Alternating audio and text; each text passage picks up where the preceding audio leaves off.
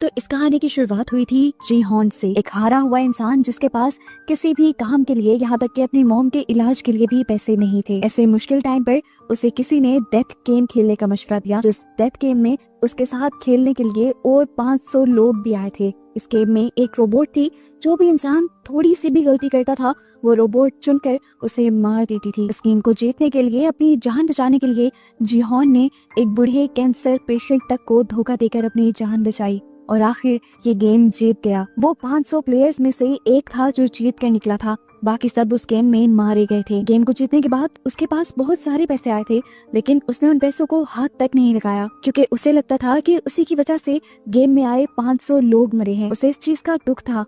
जीहॉन को एक घिनौनी सच्चाई पता चली कि अमीर लोग सिर्फ अपनी इंटरटेनमेंट के लिए ऐसे लोगों की जान ले लेते थे, ऐसी गेम्स खिलाते थे और उनसे मजा लेते थे। उसने ठान लिया कि वो इस गेम को बंद करवा कर रहेगा। इसके बाद हम मिले जुनहो से, एक पुलिस ऑफिसर जिसका भाई भाग चुका था। अपने भाई को ढूंढते हुए जुनहो को अपने भाई के रूम से स्क्विड गेम का ही कार्ड मिला था। इस गेम में होने वाले जुल्म का पता चला कि कैसे गेम में हारने वाले लोगों को बेदर्दी से मार दिया जाता है और जो पहली गोली मारने पर जिंदा बच जाता है उसके ऑर्गन्स निकाल कर बेच दिए जाते हैं। जुनहो पकड़ा भी गया, वो भी फ्रंटमैन के हाथों, जो ये स्क्विड गेम चला रहा है। और यहाँ जुनहो के साथ साथ ऑडियंस को ये देखकर बहुत ज्यादा हैरानी हुई कि फ्रंटमैन और कोई नहीं बल्कि जुनहो का भाई था, जिसे ढूंढने के लिए वो इस आइलैंड पे सीजन 2 में जीहॉन, जो कि स्क्विड गेम का विनर था, दोबारा उसे दिखाया गया। वो समझ गया कि ये लोग इस घिनौने खेल को दोबारा से खेलने वाले हैं, जिसमें लोग मारे जाएंगे और ऐसा वो अब होने देना नहीं चाहता। इसीलिए वो अपना सारा पैसा और पावर अब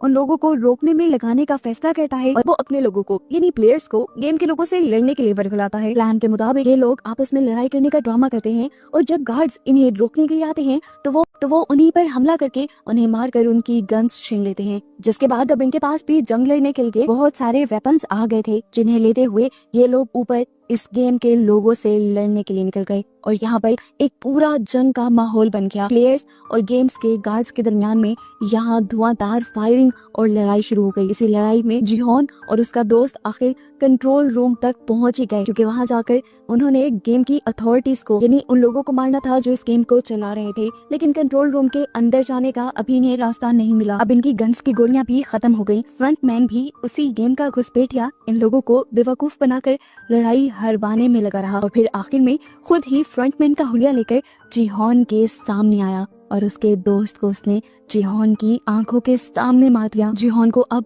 सच में अपनी हार महसूस हो रही थी और इसी हार के साथ सीजन 2 की एंडिंग हुई थी। सीजन 3 की शुरुआत इसी लड़ाई से होती है और पता चलता है कि प्लेयर्स इन्हीं गेम के लोगों को अब सरेंडर कर चुके हैं। इस लड़ाई के बाद सिर्फ 60 प्लेयर्स जिंदा बचे हैं और इसी लड़ाई में बहुत सारे गार्ड्स का भी नुकसान हुआ है, वो भी मारे गए हैं। इस लड़ाई के बाद जीहॉन को हथकड़ी से बांधकर बिठा दिया जाता है और उसे गेम के अलावा किसी भी एक्टिविटी के अंदर शामिल होने की इजाजत अब नहीं है। यहाँ के सभी लोग उसके सामने अपने हार का दुख मनाते हैं और इन सबको बताते हैं कि ली की वजह से ये लोग जंग हारे हैं। ली ही नीचे से गन्स लेने आया था और डर की वजह से वो ऊपर जा ही नहीं सका। ऐसे इन लोगों के पास वेपन्स खत्म हो गए और ये लोग जंग हार गए। यहाँ पर वो तांत्रिक भी आके जीहॉन को बहुत ज्यादा चिढ़ाती है और कहती है, कहा था ना मैंने कि इससे कुछ नहीं होगा। गुस्से में आकर जीहॉन उसका गला पकड़ लेता है और दुबाने लग जाता है। सारे लोग मिलकर तांत्रिक को तो बचा लेते हैं, लेकिन जीहॉन का गुस्सा बहुत ज्यादा था। उसने पूरी रात ली को घूरते हुए गुजार दी और उसकी आंखों से अब तो ली भी डरने लगा था। खैर, अब वोटिंग दोबारा हुई तो पता चला कि ज्यादा लोग अभी भी इस गेम को कंटिन्यू रखना चाहते थे। ये देखकर जीहॉन और भी ज्यादा दुखी हो गया। खैर, अब गेम तो नहीं खेलनी ही थी। ये लोग सुबह होते ही गेम खेलने के लिए जैसे ही गेम रूम की तरफ बढ़ते हैं, कॉरिडोर से होते हुए इन्हें उन सभी लोगों की लाशें नजर आती हैं, फांसी से लटकी हुई, जो कल वाली जंग में मारे गए थे। और ये नजारा सबको डराने के लिए काफी था। खैर, गेम रूम के अंदर जाकर गेम के रूल बताए गए। यहाँ पर एक बहुत बड़ी सी बॉल रखी हुई थी, जिसके अंदर 2 कलर्स की बॉल थी, एक रेड और एक ब्लू। हर इंसान को एक बॉल पिक करनी थी। जिस कलर की बॉल उसके पास आती वो उस टीम का हिस्सा बन जाता, यानी रेड बॉल्स वाले रेड टीम और ब्लू बॉल्स वाले ब्लू टीम। दूसरी तरफ हमें नियोल को दिखाया गया, वही गार्ड जो पिछले सीजन में लोगों को जानबूझकर मार दिया करती थी ताकि उनके ऑर्गन्स स्मगल ना कर सके गेम वाले। आज उसने एक आदमी को नहीं मारा था। इस आदमी को मुर्दा समझकर फिलहाल तो गार्ड्स ने उठा लिया और जब उसके ऑर्गन्स निकालने के लिए उसे ऑर्गन रूम में ले जाया गया तो वहाँ पर नियोल आ गई। नियोल ने यहाँ गार्ड्स को शूट कर दिया और डॉक्टर को इस आदमी का इलाज करने को कहा और धमकी भी दी कि अगर तुमने ऐसा ना किया तो मैं तुम्हें भी मार दूंगी।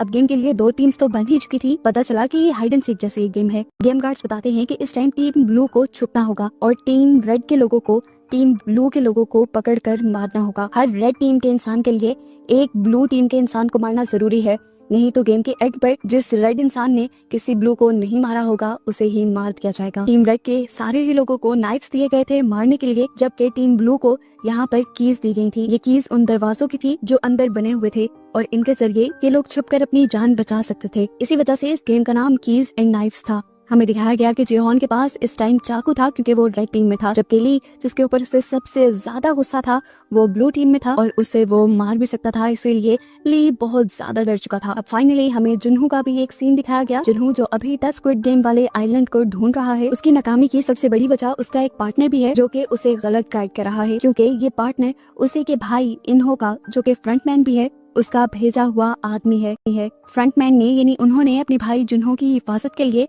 और इस आइलैंड को छुपाने के लिए ही एक स्पेशल प्लानिंग के तहत उस आदमी को जुनहो के साथ लगाया था। खैर दोबारा हमें गेम के सीन दिखाया गया। गेम में सभी ब्लू टीम के लोग शोर मचा रहे थे क्योंकि उनके मरने के और हारने के चांसेस ज्यादा थे। इसीलिए टीम गार्ड्स उन्हें कहते हैं कि अगर आप चाहो तो किसी भी रेड टीम वाले से अपने आप को एक्सचेंज कर सकते हो। बहुत से लोगों ने ऐसा करने की कोशिश तो की लेकिन वो नाकाम रहे। अब गेम गार्ड्स ने सभी ब्लू टीम को पहले गेम अरीना के अंदर जाने को कहा ताकि उनको छुपने का मौका मिल जाए। ये अरीना बिल्कुल किसी भूल भुलैया जैसा था जिसके अंदर बहुत सारे कमरे थे और उनके दरवाजे लॉक थे। इन लोगों को किस दरवाजे की चाबी दी गई थी, इन लोगों को वो दरवाजा ढूंढकर उस कमरे में छुपना था। यहाँ पर हमें दिखाया गया कि डैनी जो कि प्रेग्नेंट थी उसकी मदद अभी भी कैट और यांग कर रहे थे। बाहर अब दिखाया गया कि सभी रेड टीम अंदर जाने के लिए तैयार थी और जिहोन के सर पे सिर्फ ली को ही मारने का भूत सवार था। ली भी ये बात जानता था, इसलिए वो अपनी जान बचाने के लिए ज्यादा जल्दी छुपने की कोशिश कर रहा था। कुछ लोग ऐसे भी थे जिनके अंदर किसी को मारने की बिल्कुल भी हिम्मत नहीं थी, तो ऐसे में उन्होंने ड्रग्स ले लिए और फिर अपने शिकार को यानी ब्लू टीम के लोगों को ढूंढने लगे। जिहोन तो इस टाइम ली को ही ढूंढ रहा था, जबकि दूसरी तरफ दिखाया गया कि ब्लू टीम के लोग किसी तरह दरवाजों को खोलने की कोशिश कर रहे थे। ऐसे में ये लोग नोटिस करते हैं कि दरवाजों के लॉक पर खास किस्म की शेप्स बनी हैं और ऐसी ही शेप्स उनकी चाबियों पर भी बनी हैं, यानी ये लोग ट्रायंगल वाली चाबी से ट्रायंगल वाला ही दरवाजा खोल सकते थे। इधर हमने कैट, योंग और डैनी को देखा जिनके पास तीनों तरह की कीज थी और ये लोग ये देखकर खुश हो गए क्योंकि अब वो कोई भी दरवाजा खोल सकते थे और अपनी जान बचा सकते थे। यहाँ तक कि ये लोग वो स्पेशल डोर भी खोल सकते थे जो तीनों चाबियों से ही खुलना था और वहाँ से डायरेक्ट अपनी जान बचा सकते थे और इस तरह डैनी को ज्यादा मेहनत भी ना करनी पड़ती। ये दोनों भी अब भरोसा करके अपनी चाबियां कैट को दे देते हैं ताकि वो जल्दी से स्पेशल डोर ढूंढ कर आ सके। अब ये तीनों यहाँ से भाग ही रहे होते हैं कि एकदम से डैनी का पांव स्लिप हो जाता है और उसके पेट पर चोट लग जाती है। इतने में ही यहाँ पर रेड टीम का एक मेंबर आ जाता है जो इन तीनों में से एक को मारने की धमकी देता है।